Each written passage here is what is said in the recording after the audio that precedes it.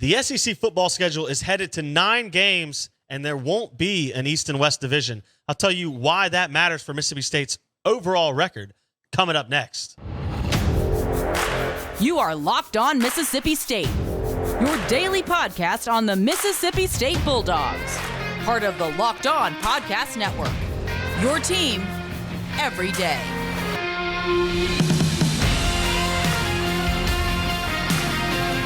Welcome to Locked On Mississippi State. Thanks for making Locked On Mississippi State your first listen every day. We are free and available wherever you get your podcasts and on YouTube.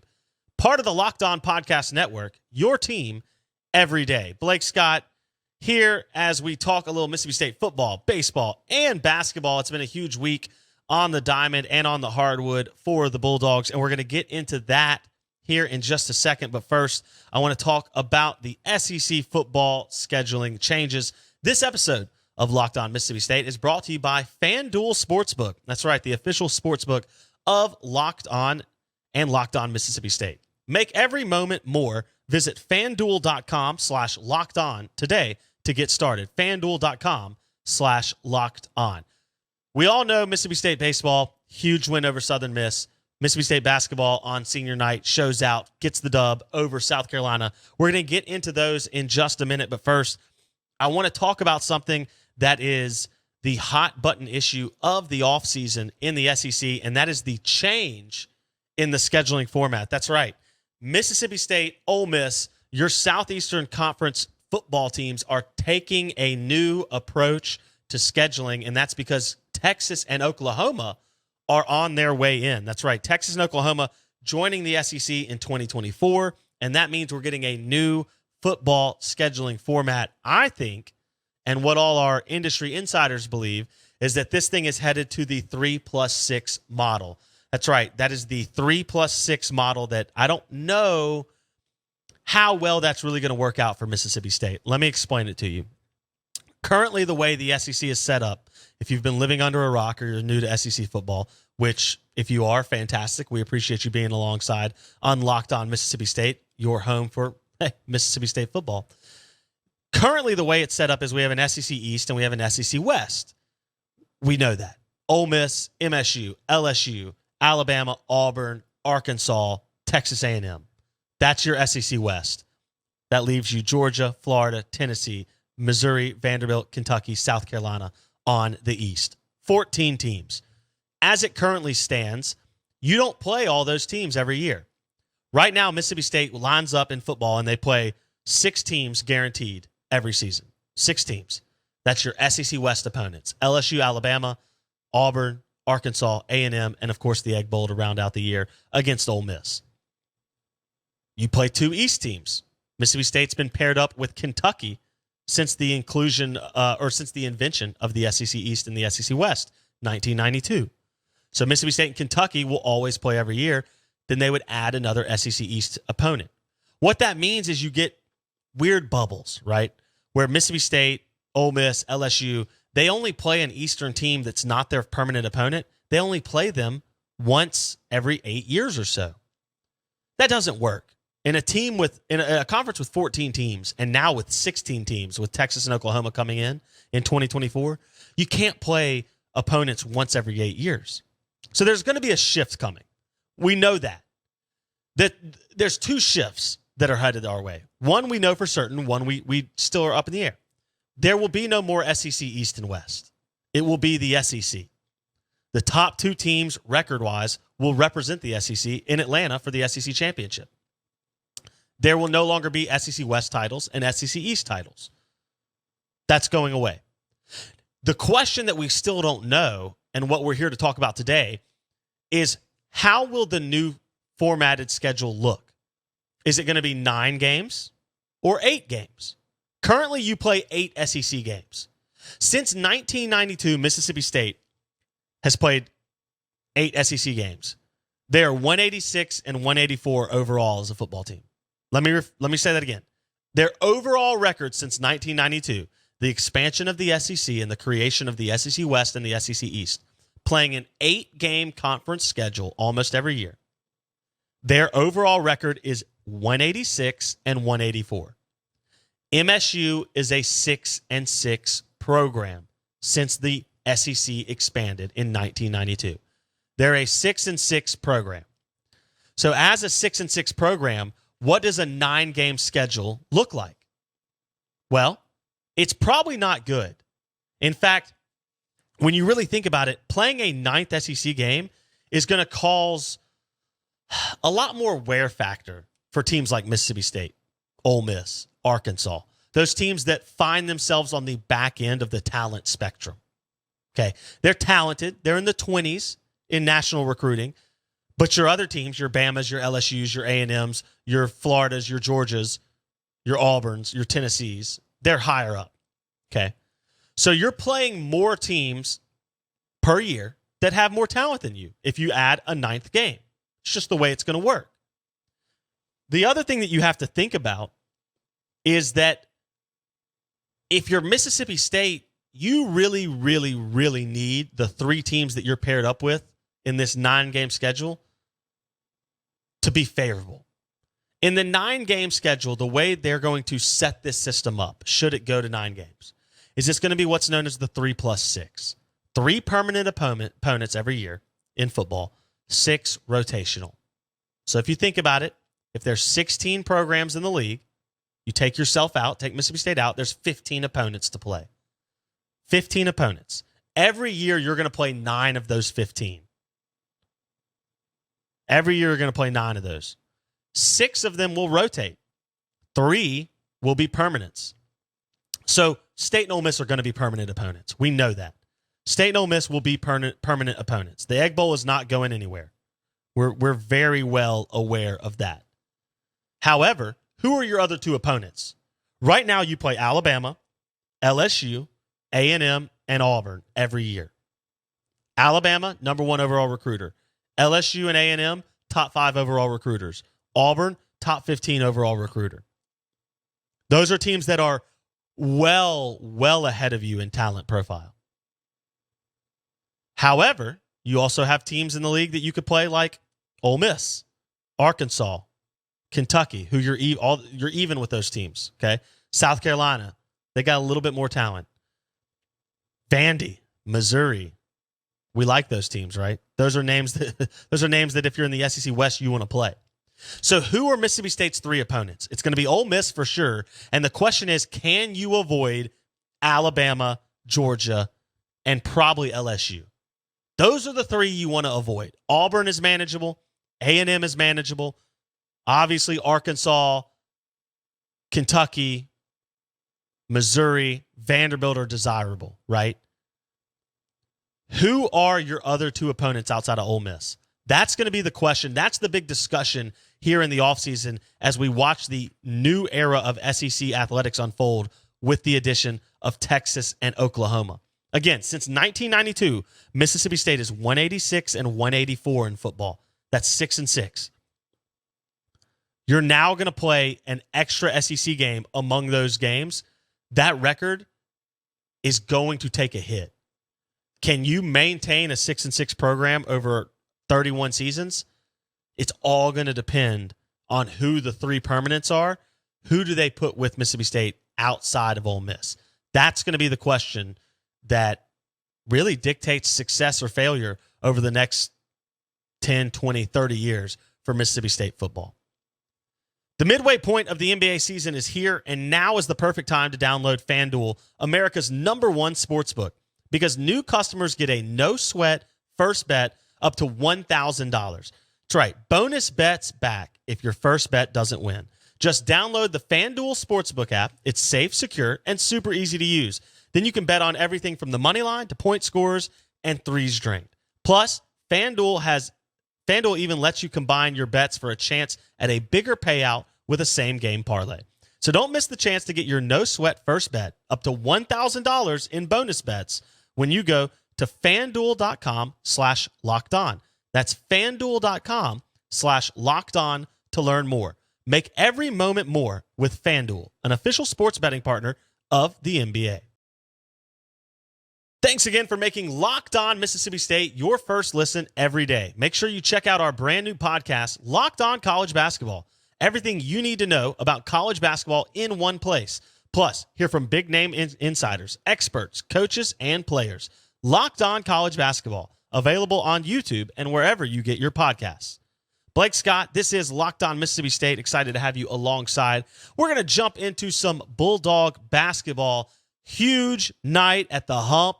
The Hump was hooping last night, and that's what we like to see in Stark Vegas. It's been a long time since Mississippi State has had a season go the way it wants in college basketball. In fact, talked about this already.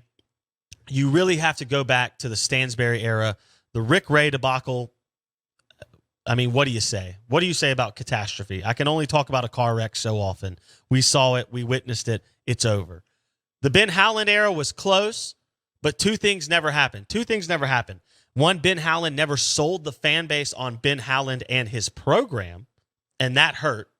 And two, they never really got over the hump of playing great basketball and getting fan buy-in. Mississippi State in year one with Chris Jans, now has 20 wins. It's the first time since Rick Stansbury that a first-year head coach at Mississippi State basketball has had 20 wins. And they are on the cusp. They are right there on the bubble. They are in it to win it right now on Joe Lunardi's bracketology. They probably need one more win, but they are in currently the NCAA tournament in year one of Chris Jans, and that is without a bona fide shooter. What else do you say?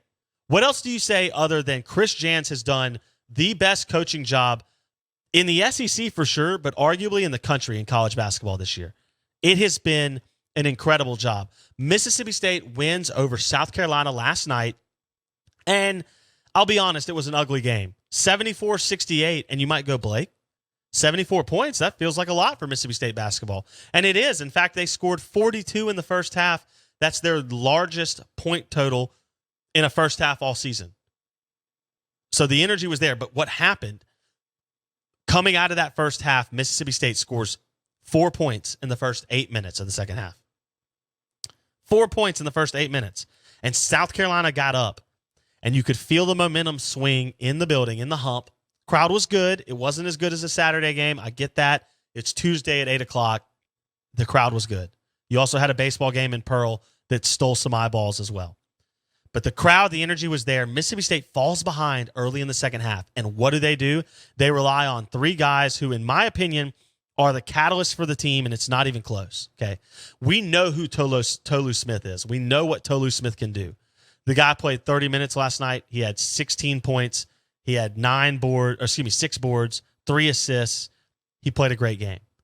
But to me, the two guys who spurred this team to victory, and we've talked about it, it starts with guard play, and it starts with perimeter play. When I look at what Cam Matthews and Shaquille Moore did last night on senior night in a game where Mississippi State had to win if they wanted NCAA tournament chances to stay alive, Shaquille Moore drops 20, and Cam Matthews put together a glue guy line for the ages. Cam Matthews, 8 points, 6 rebounds, 5 assists, 2 steals. I mean, it's the type of line that goes unnoticed because you go, oh, he didn't have double-digit points, or oh, he didn't have double-digit rebounds, but he did everything.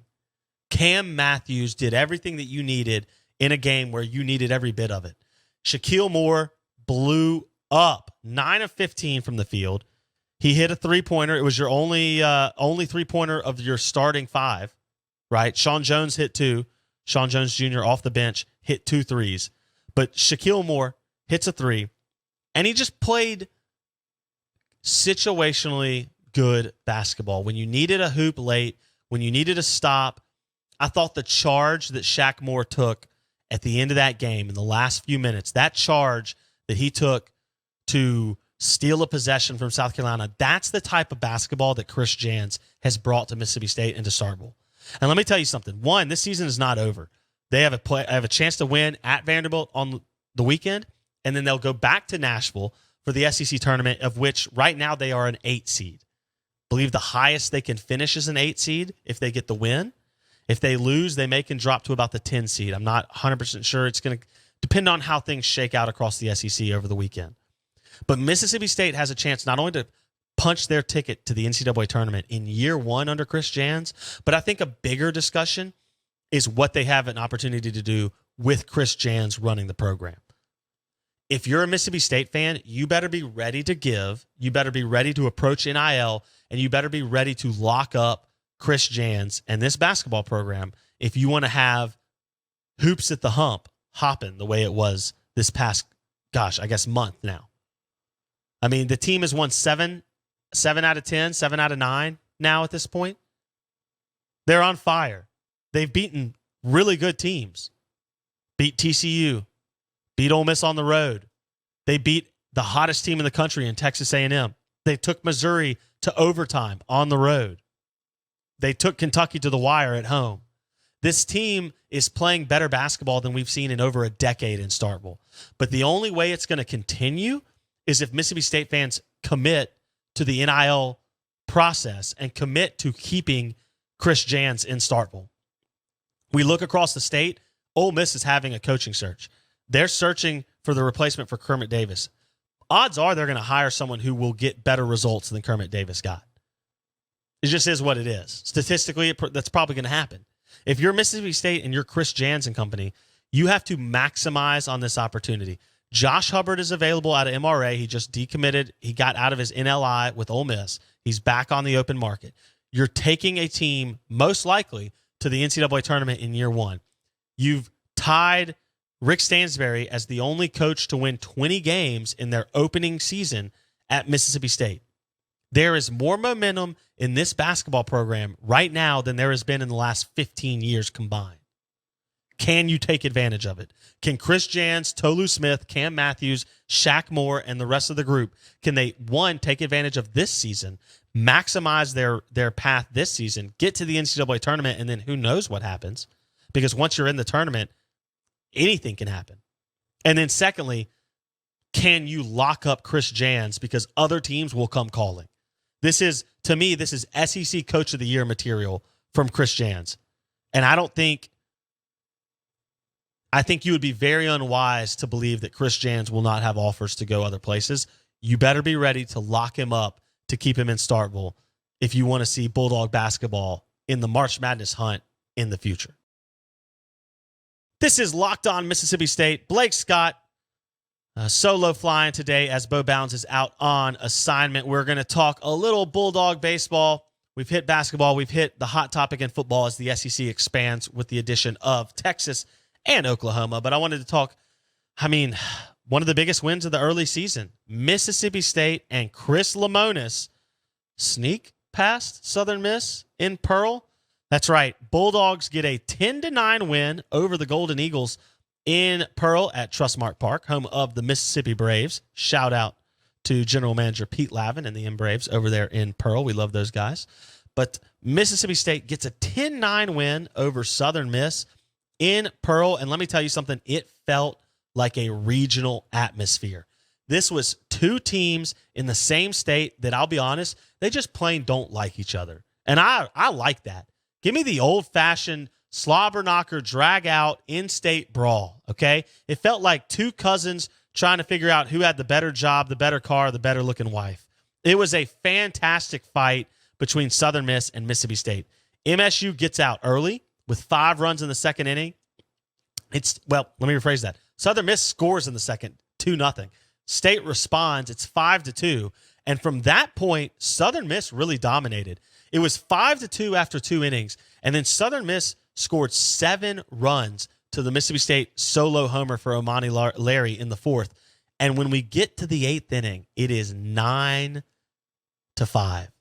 9-6 in favor of Southern Miss. Bradley Lofton pitched well, but he lost it at the end. That 5th inning, Southern Miss scored 4 in the 5th inning, and that was kind of that breaking point where Lofton didn't quite have it. You went to Tyler Davis, and Tyler Davis, man, talk about Jekyll and Hyde, right? I don't know what to say about the left-hander. The MSU staff feels like he has an opportunity to be fantastic, and I agree. But, boy, has he been up and down to start this season so far. Tyler Davis struggles in the 5th, and MSU finds themselves down 8-6. They give up another run in the 8th. They're down 9-6 headed into the bottom of the 8th. And what happened? This is the first time we've seen the 2021 Cardiac Dogs edition of Mississippi State baseball since 2021. And those of you who are along for the ride, we remember well, when the ball game got into the 7th, 8th, or 9th inning, two things happened. Either Mississippi State had a lead and Landon Sims closed the door on that lead, or Mississippi State found themselves behind the 8 ball and either Rowdy Jordan or Tanner Allen found a way to upset the apple cart and get the Bulldogs a win. I think last night was the first example of that since 2021. Last night was the first time you saw Mississippi State's offense take the game over in the 8th or 9th inning and make a comeback. Down 9-6, Mississippi State gets a leadoff double from Lane Forsythe, who, by the way, had 2 hits. So if you're in the Hate Lane Forsythe Club, which I know a lot of you have been in, if you're in the Lane Forsythe, you got to improve club, well, he's improved. He went 2 for 3. And that double in the 8th inning was huge. Leadoff double, Bulldogs work some walks, and then you get a sac fly, a single, a sac fly. You've got 4 runs in the inning. That's right, 4 runs in the inning for Mississippi State. They take the 10-9 lead to the 9th, and then Nate Dome shuts the door on the Golden Eagles. A 10-9 win for Mississippi State. Look, it wasn't pretty. You had 3 errors. It probably could have been 10-5 if you don't commit the errors, right? 10-4, something like that. But you didn't. 3 errors in the ball game. That's a negative. You've got to clean that up. The defense has not played well through the first start of the season. But what you did do was you hit left-handed pitching, and you hit soft-throwing left-handed pitching. Did Southern Miss have some guys up in the 90s? Absolutely. Of course they did. They're a really good baseball program. But you hit some guys who are what we'd like to call crafty lefties, and to this point, that's kind of been something that MSU has struggled with. It's been a thorn in the side of the Bulldogs offense, is hitting soft-throwing lefties, crafty lefties. That's what ULM used to get at the Bulldogs offense last Tuesday. This Tuesday, we saw Scott Berry and Southern Miss try to use the left-handed pitching approach, and it worked for some parts of the game. But Mississippi State, 10 runs on 7 hits. They were able to work a lot of walks from Southern Miss, but they were also, more importantly, able to get timely hits when it mattered. And I think that's the difference. That's the difference in what happened last night versus what Mississippi State did all last year, which was an inability to get the timely hits. Mississippi State had 7 hits, 10 runs, but here's the number I love. You had 8 walks, okay? You walked 8 times. Did you give up a bunch of walks on the pitching side? Of course, yeah. You gave up 11. That's terrible. But you worked 8 walks, you got guys on base, and you kept pressure on the Southern Miss pitching staff, and eventually you were able to get that dam broken. Amani Larry continues to shine. I thought he was fantastic. Colton Ledbetter might be the newcomer of the year for Mississippi State. I mean, the guy is raking. He had a 3-run triple in the 2nd inning, part of that 5-run inning. He gapped it to the wall in right center field. An absolute laser. Amani Larry had a solo home run to left center field, which in M. Braves ballpark, that is a bomb. You have to absolutely stroke the baseball to get it out in the deep portions of that M. Braves ballpark. But nonetheless, Mississippi State gets a huge win on the road, but a neutral site win over Southern Miss in the midweek. Now they turn their attention to the Frisco Classic, where they will take on Ohio State, Oklahoma, and Cal. Oklahoma was in the College World Series final last year. They lost to Ole Miss in the College World Series Championship Series. They're in it this year in the Frisco Challenge. And, of course, you're going to play Ohio State and Cal, 2 more Power 5 opponents. So now the rubber's really hitting the road for Mississippi State. Can you find more pitching out of the bullpen, and can the hitting continue to roll? Right now, Ledbetter, Lane Forsythe really is hitting the ball well. Amani Larry is hitting the ball well. If you have a few other guys roll into form, your Dakota Jordans kind of gets settled as a freshman. Maybe Hunter Hines gets back into his All-American form from last year. This offense has an opportunity, has a chance to be very, very scary. It is a very good offense. Can the pitching keep up? We're going to see. We didn't see Jurangelo Sanjay last night. I'm a little surprised by that. He didn't pitch over the weekend. He didn't pitch last night. I thought we would see Jurangelo in a bullpen role coming out of the pen behind Bradley Lofton. We did not. So perhaps Jurangelo Sanjay going to be on the weekend rotation in Frisco. That would be a huge shakeup.